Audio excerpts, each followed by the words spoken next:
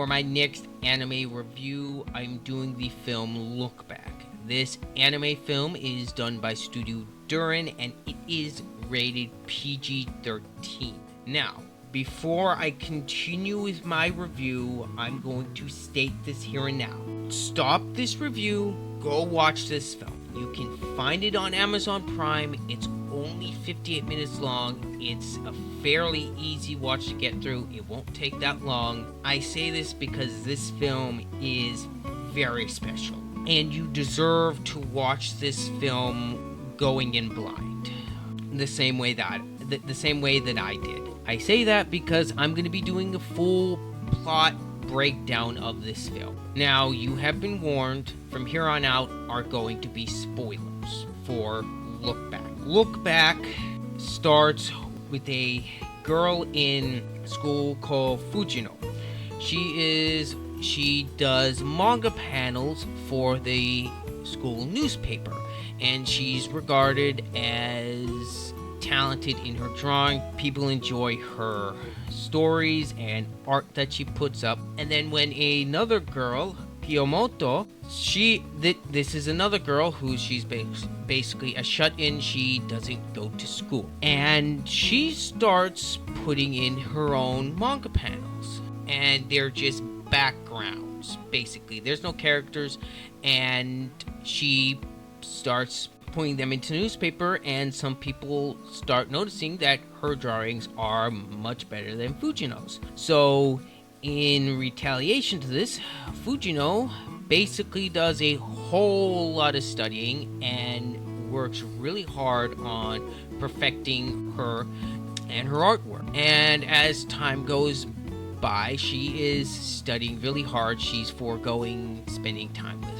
friends. She is neglecting several other important things like spending time with friends, family, and her drawings and her art gets much better. But when she goes again to look at the manga panels in the paper, she comes to find out that even though through all the study and hard work, she still has not been able to surpass Kimoto's drawings. So she decides, you know what, I quit. She decides to just stop drawing and just go back to enjoy being with friends, family. She starts having a much healthier lifestyle, just to put it bluntly. As time goes by, she graduated. She is told to give the graduation papers and bring them over to Kyonomoto.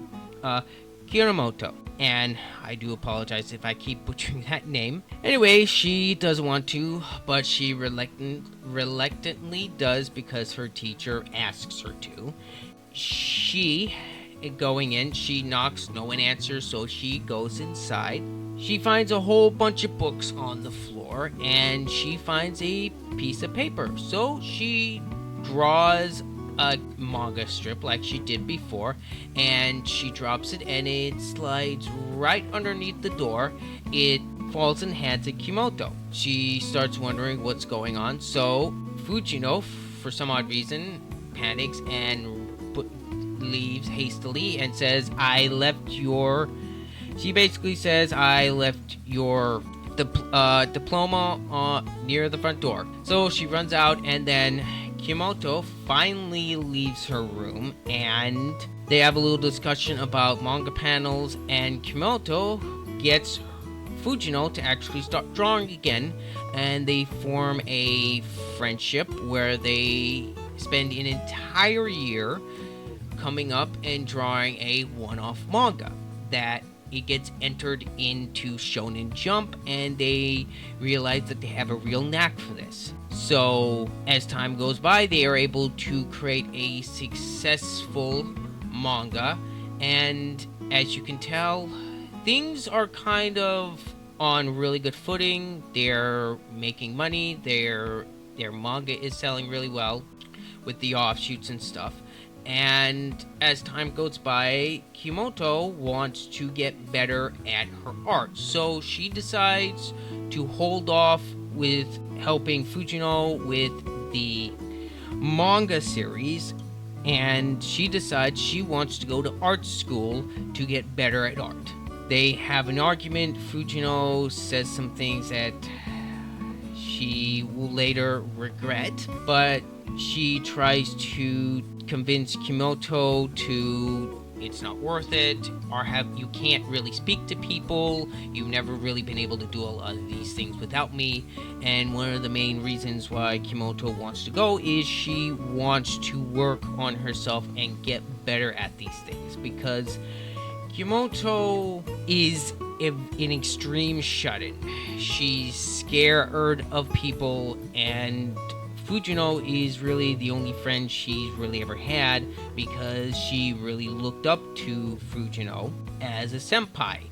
As the story continues, Fujino continues with the manga, and as time passes, Kimoto's doing well at the art school, and then it cuts to a scene with Fujino at her drawing tablet working on the manga, and she hears on the news that the art school that Kimoto was at got assaulted with a guy with a pickaxe, where he killed 12 students and injured several others because he stated that someone had plagiarized his work, and he basically went on a killing spree. So the guy was a psycho.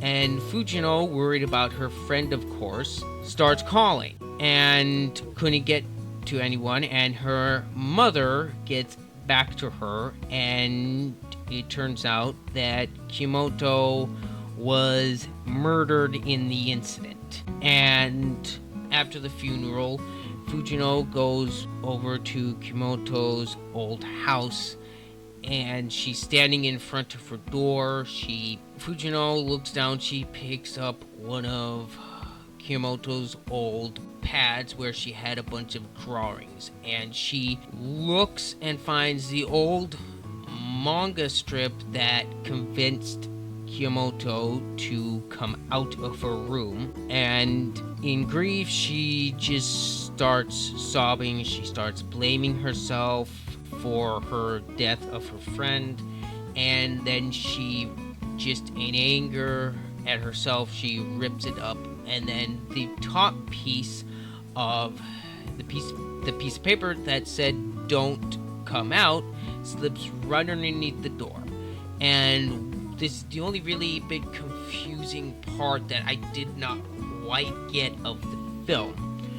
The somehow travels back in time through a dream or something. It is the ripped top part gets picked up by a younger Kyomoto, and that instance does a chain of events of a different timeline, I'm guessing, where Kyomoto doesn't come out, and that is a chain of events where she doesn't meet Fujino at that point. She doesn't start with the manga, and Fujino doesn't continue drawing.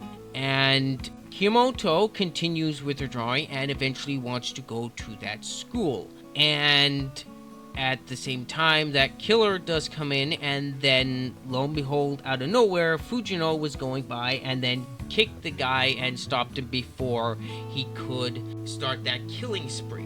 And then at that point, Fujino and Kyomoto are probably going to start the manga off like before. And then it cuts back to Kyomoto's room, where she has a bunch of different manga panels taped on the window, and then one falls off and goes right under the door. And then when the paper had slipped through the door, it went directly back to where we were before with Fujino after the funeral. Fujino is curious where the paper come from, and she goes into Kyomoto's room, and no one's there. And then and then it cuts back to Fujino at her job, continuing with the manga series that her and Kyomoto started. And then the movie ends. Credits rolls. You see her working in the background. And for anyone who does not know, the author of the original manga is Tatsuki Fujimoto. I do apologize if I butchered that name. In the movie, the main manga series that Fujino is working on is basically a parody of Chainsaw Man, what is considered to be Fujimoto's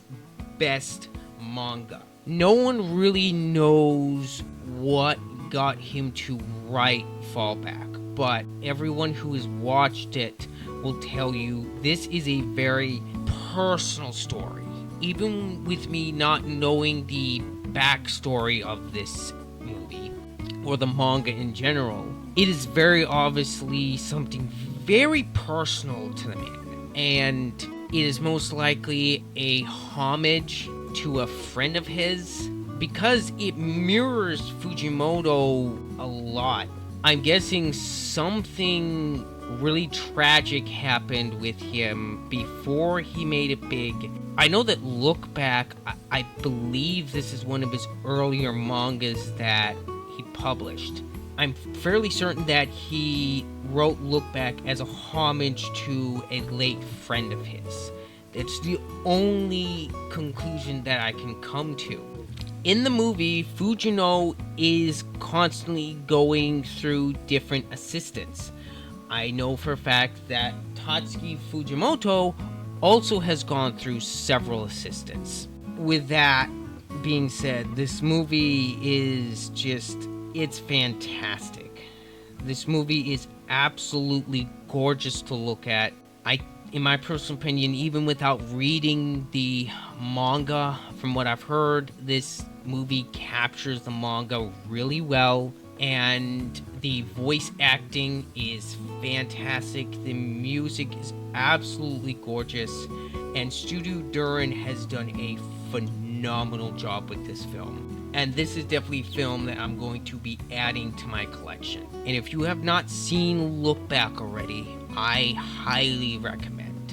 I have been hemming and hawing on whether or not I should give this movie a 9 or a 10. And I thought about it for a day, and after thinking about it, going through my thoughts, I cannot go with anything lower than a 10 out of 10.